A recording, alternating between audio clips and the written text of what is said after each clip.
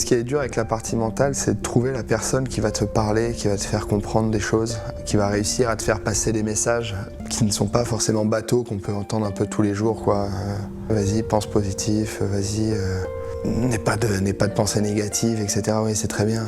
Ça, mais comment tu le fais, en fait? Vas-y, donne-moi des outils pour le faire, parce que quand tu es sur le terrain et que tu as le stress, que tu as 20 secondes entre chaque point, que tu n'as qu'une minute 20 pour te rebooster, pour changer d'état d'esprit, c'est pas facile. Il faut avoir des outils, il faut avoir quelque chose qui va te permettre de le faire. J'ai surtout hâte, c'est de pouvoir faire du vélo, rameur. Tu vois, les séances où tu transpires, tu finis, tu es content, tu vas prendre ta douche et tu te sens bien. Ça fait du bien. La muscu, à un moment, on sait bien, mais...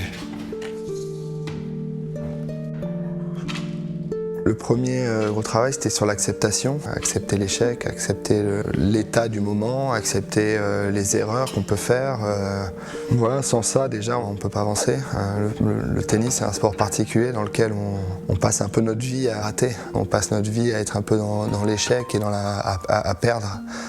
Et donc, quand déjà on est dans l'acceptation, déjà, on a fait une bonne partie du boulot.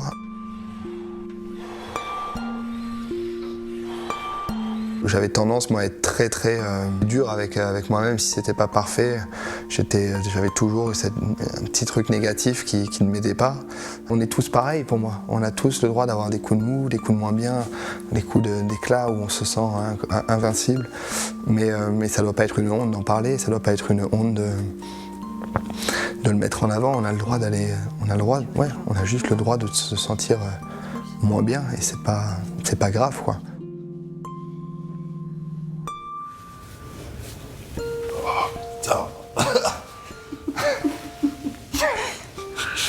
C'est horrible.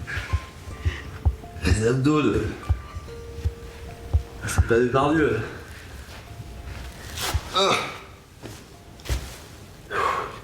Tu veux? Non.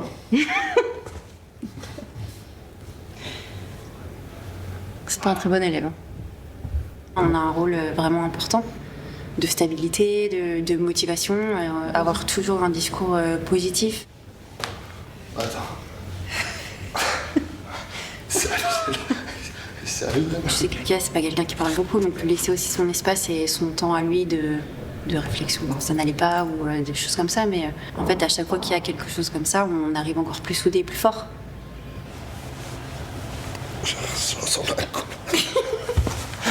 Je sens un débile en faisant celui-là.